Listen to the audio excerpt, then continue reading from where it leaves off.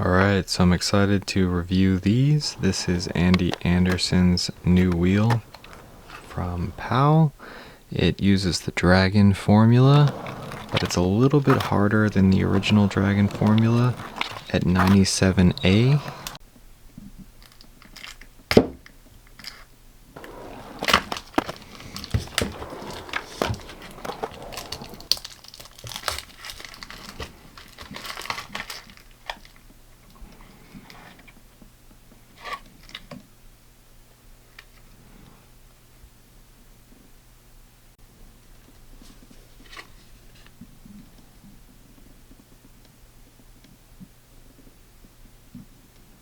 So my old wheels are getting a little chippy.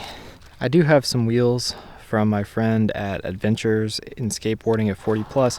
I am going to skate these soon, but I have got to skate Andy Anderson's wheel first. I've skated side set wheels like this. I've skated freestyle wheels, but I'm just really curious about the Dragon formula and the shape all together.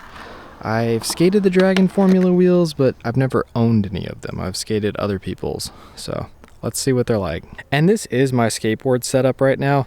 Any other boards you see on my videos are from the past. Sometimes I'll have clips from a year ago, sometimes 2 years ago, just integrated into my videos, but this is what I'm skating now. So yeah, a piece of my wheel just fell off.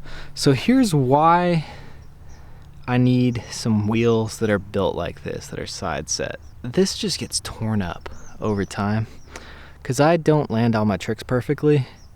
So this is going to stick out farther than the bolt, and it's going to protect that part of the truck. Another reason these are going to be good for this setup is maybe my trucks will actually be flush with my deck for once in my life.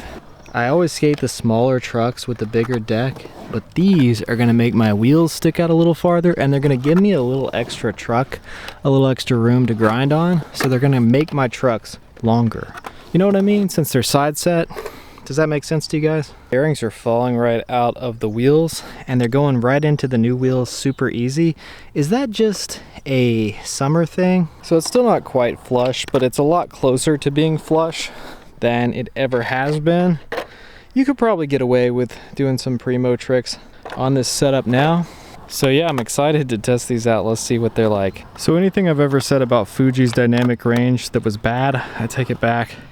This XT5 has got great dynamic range, even shooting this way towards the sun. So the first thing I noticed about them was that they were soft, felt really smooth to ride. The second thing I noticed was that they do make the trucks actually feel bigger, and it does feel like you have more room to lock in and more space up on the deck for 50/50s. The 50/50s felt really good. At this angle, you can actually see the dimples in this board a little bit better.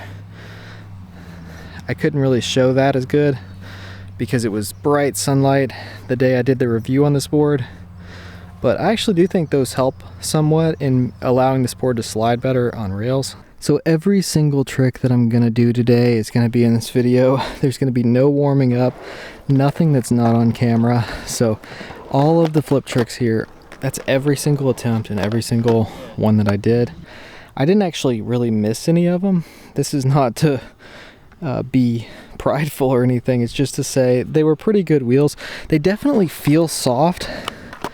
I think day one I'm going to skate the skate park with them, and maybe day two I'm going to skate street with them, see what that's like.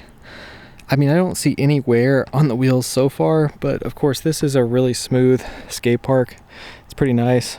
I feel like the width adds a little bit of difficulty when you're doing kick flips and stuff because it is a little wider. It may be wider than the deck in the back, or it's pretty flush. I think the front, I've still got a little more deck than I have truck, especially when sitting it down. A little more truck than deck back here and a little more deck than truck up here, so it's not the ideal primo board, but let's try some of that freestyle stuff. So I didn't go hard on the board for freestyle, just did a few tricks, and it worked well, but the front of the board is significantly wider than the back, so Not as good as I would want it to. Also, I'm just not that excited about freestyle skating right now, so I didn't really skate it that hard for that. If you guys are from around here, you might know I've had an injury lately. My muscles and my rib cage around my lungs have been pulled really bad, so I haven't been skating that much. I've been a little burnt out on skating because of this, so I'm starting to fall back in love with skating again. So these are gonna help because I'm gonna try to skate some street with them this week. So I'm thinking maybe like a manual with them. This is a zoom lens. It's a Sigma 18 to 55. It's not parfocal apparently. Maybe we'll set it around here and try to manual over there. So right off the bat with manuals, they work really well. I like having a soft wheel for manuals. That's one thing Andy does a lot of. So I think this will be a really great wheel for manuals. It slides, but it's soft enough that it really feels smooth. So I do feel like these wheels are a little bit slow compared to Bones or Spitfire Formula 4s. I'm gonna be honest in this video, I like Andy Anderson, but I have to be totally honest on how I feel about the wheels. I do feel like they're really smooth though. They're definitely a good wheel for mini ramp and for manuals. I feel like they definitely give me more pop because they're bigger than the wheels I used to have. They give me a real spring to my pop that I haven't had in a while.